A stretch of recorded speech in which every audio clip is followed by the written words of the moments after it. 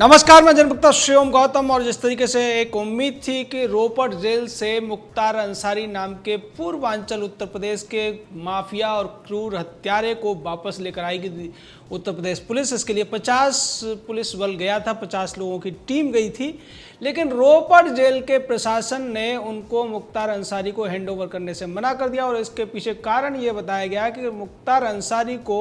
Depression, diabetes और एक दो और बीमारी हो गई है, उसकी स्लिप डिस्क हो गया है, उसकी पीठ में दर्द है, इसलिए उसको 3 महीने के लिए रेस्ट करना पड़ेगा। हम आपको उसे हैंडओवर नहीं कर सकते हैं। ये एक खबर है। अब इसके पीछे का पूरा विश्लेषण हम आपको बताएंगे और बताएंगे क्यों और कैसे पंजाब सरकार कैप्टन अमरिंदर सिंह इस माफिया डॉन को बचाने में लगे हुए हैं, इसके पीछे राज क्या है और क्यों मुख्तार अंसारी उत्तर प्रदेश आने से डर रहा है। उसको डिप्रेशन इसलिए हुआ है कि अगर वो गाड़ी में जाएगा तो गाड़ी कहीं उसकी भी पलट गई तो शायद वो जहन्नुम पहुंच जाएगा। ये डर कैप्टन अमरिंदर को भी है, मुख्तार अंसारी के जो चहेते हैं उनको भी है। यही वजह है कि 50 लोगों की टीम जाने के बावजूद 50 पुलिस वालों को भी पंजाब सरकार ने वापस भेज दिया और ऐसा पिछले 2 साल से लगातार हो रहा है। दरअसल मुख्तार अंसारी पिछले 15 साल से जेल में है। इससे पहले जब वो मऊ जेल में था तो वहाँ पर वो एक विलासितापूर्ण तरीके से कैदी बनकर रह रहा था। उसके पास एसी जैसी सुविधाएं थी, कूलर लगा हुआ था, टीवी था, सब कुछ था, क्योंकि उस समय मायावती की सरकार थी। और उसके बाद में इसको जब छापेमारी हुई, शिकायतें बहुत मिलने लगी, तब इसको मथुरा जेल में शिफ्ट किया गया था। बाद में ये बांदा की जेल में था और बांदा की जेल से इसको जब ऐसा लगा कि उत्तर प्रदेश में भाजपा की सरकार आ रही है, उसी समय भाजपा जब सरकार में आ गई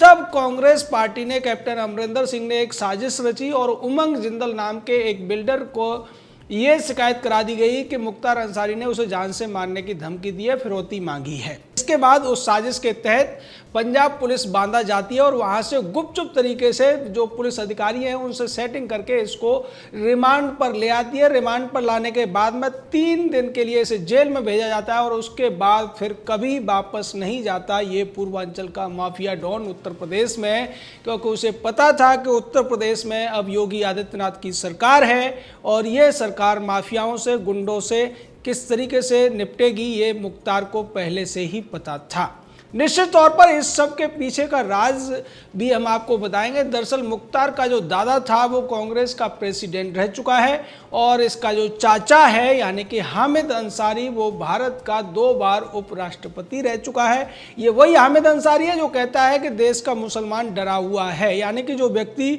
भारत के उपराष्ट्रपति के पद पर 2-2 टर्म रह चुका हो उसको भी ऐसा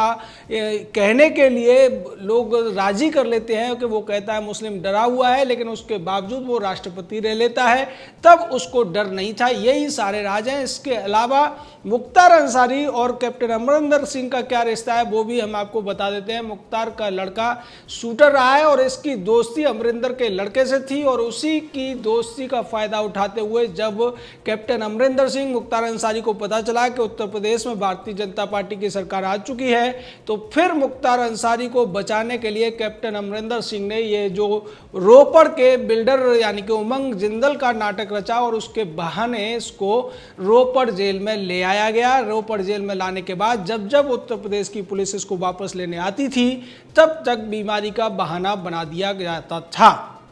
लेकिन जैसे ही बिकरू कांड में जब विकास दुबे मारा गया उसके बाद में सबसे ज़्यादा जो डर था वो मुख्तार के अंदर ही समाया और इसे ये लगने लगा कि अगर इसको पुलिस बाई रोड लेकर जाएगी तो निश्चित तौर पर इसकी भी गाड़ी पलट सकती है। जैसा कि उत्तर प्रदेश के लोग बहुत उम्मीद में बैठे हैं कि मुख्तार अंसारी की गाड़ी ज़रूर पलटनी चाहिए, क्योंकि जिस तरीके से इसका आतंक था, जिस तरीके से इसकी माफियागिरी चल रही थी और अवैध धंधे चल रहे थे, आप अंदाज़ा इसी से लगा लिए कि 100 करोड़ रुपए का इसका कारोबार था ब्लैक अंडरवर्ल्ड का।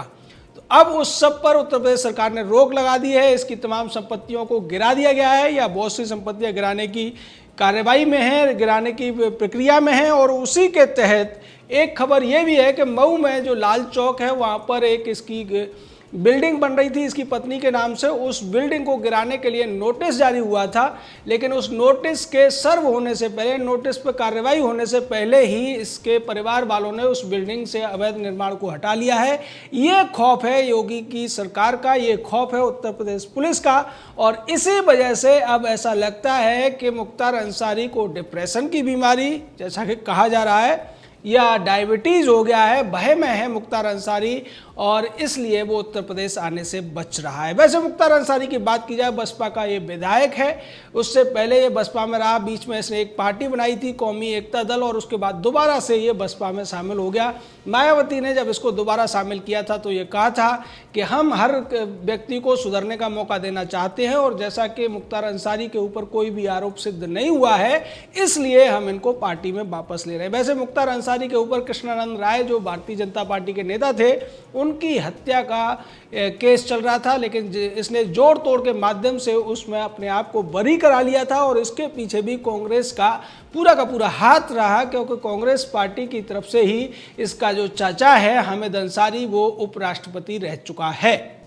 तो कांग्रेस जो देश में भ्रष्टाचार की बात करती है, अपराधों के ऊपर बोलती है, वो मुख्तार अंसारी के ऊपर कुछ नहीं बोलती। और दूसरी तरफ बसपा के बारे में जो कहा जाता था कि इसका प्रशासन अच्छा था, लेकिन उसी बसपा की तरफ से 5 बार विधायक रहने वाला मुख्तार अंसारी कितना बड़ा माफिया है, कितना बड़ा गुंडा है, ये सबको पता चल चुका है। उत्तर प्रदेश की सरकार पूरी तरीके से इसके जो पूरा का पूरा गिरोह है, जो गैंग है, उसको खात्मे में लगी हुई है। और एक अब बड़ी खबर यह भी है कि इसके 5 अन्य साथियों पर भी गैंगस्टर एक्ट लगा दिया गया है। इसमें अभिषेक सिंह उर्फ बाबू और उसके साथी शामिल हैं, जो कि बम बनाने का सामान भी उनके पास से पकड़ा गया था। दूसरी तरफ इसकी पत्नी और इसके 2 बेटे फरार चल रहे हैं। फरारी की इस पूरी की पूरी साजिश के पीछे भी कहीं ना कहीं कैप्टन अमरिंदर सिंह का ही नाम सामने आ रहा है, और यह कहा जा रहा है कि इसके फरार परिवार वाले भी कैप्टन अमरिंदर की कृपा से पंजाब में छुपे हुए हैं। यानी कि जो कैप्टन अमरिंदर सिंह अपने आप को ईमानदार और देशभक्त बताने की कोशिश करते हैं, जो कहते हैं मैं सेना में काम कर चुका हूं,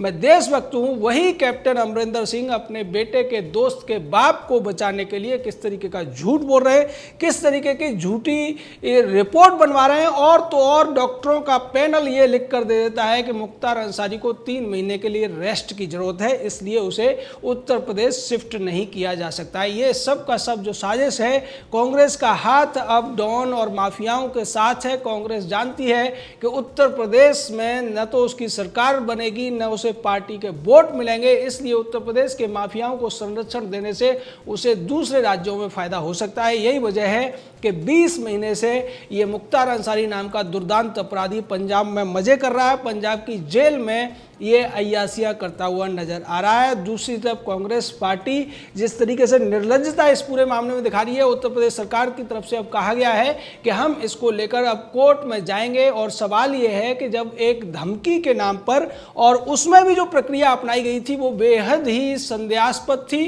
क्योंकि जिस व्यक्ति ने शिकायत दर्ज कराई थी कि उसे मुख्तार अंसारी ने धमकी दी है, उसकी वो जो वॉइस के भी सैंपल नहीं लिए गए थे। इतनी ज़्यादा त्वरित कार्रवाई कांग्रेस ने की थी, क्योंकि इस सब के लिए मुख्तार अंसारी से अब पता नहीं कितना पैसा कैप्टन अमरिंदर सिंह या उनकी पुलिस को मिला है, उनके डिपार्टमेंट को मिला है। क्योंकि मुख्तार अंसारी का, जैसा कि कहा जाता है कि 100 करोड़ रुपए सालाना का इसका अवैध धंधों से कमाई होती थी, तो उसमें से मुख्तार अंसारी और उसके भाइयों अफजल अंसारी या शैकत अंसारी या फिर उसके बेटों ने कितना पैसा रिश्वत के तौर पर पंजाब सरकार को दे रखा है, जिसकी वजह से वो इसको बचाने में लगे हुए हैं।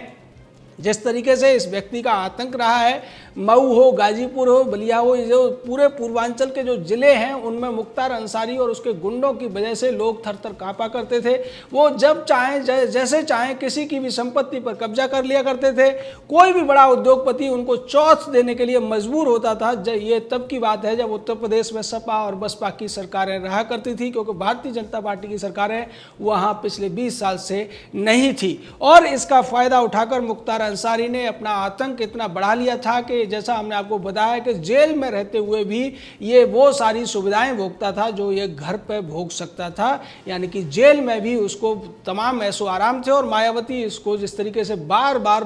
विधायक का टिकट देती थी, उससे भी पता चलता है कि इसका दबदबा कितना था। लेकिन आज वही दबदबे वाला दुर्दांत अपराधी जिस तरीके से अपनी जिंदगी की भीख मांगता हुआ दिखाई दे रहा है या झूठ का सहारा लेकर उत्तर प्रदेश की जो पुलिस है उससे बचने की कोशिश कर रहा है, लेकिन जिस तरीके से कार्रवाई अभी चल रही है, एमपी एमएलए का जो स्पेशल कोर्ट है उसमें इसकी पेशी 21 अक्टूबर को होनी है और उससे पहले उत्तर प्रदेश सरकार, उत्तर प्रदेश पुलिस इस मामले को लेकर हाई कोर्ट जा सकती है, क्योंकि इस पूरे मामले में पंजाब सरकार की, पंजाब जेल प्रशासन की और पंजाब पुलिस की जो भूमिका है वो बेहद ही संदेहास्पद के तौर पर सामने आ रही है। और ऐसा लगता है कि ये जानबूझकर इस अपराधी को अपने यहाँ छुपाने की कोशिश कर रहे हैं, उसके परिवार को बचाने की कोशिश कर रहे हैं, क्योंकि इन लोगों को या तो बहुत मोटा पैसा मिला है या फिर ये इस अपराधी को अपनी पार्टी में मिलाना चाहते हैं। इस बात को लेकर अब कांग्रेस की जितनी आलोचना की जाए उतनी कम है, क्योंकि कांग्रेस पार्टी जो बड़े बड़े दावे करती है वो अपराधियों को बचाने के लिए कैसे कैसे छल प्रपंच करती है, इसका नमूना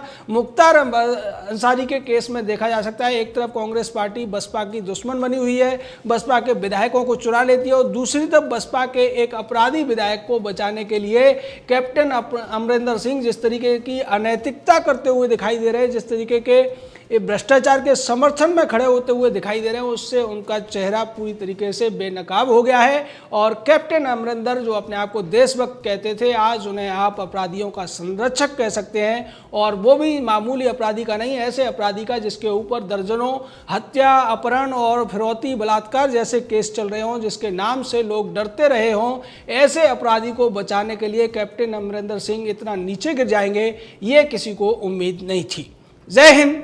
जय भारत।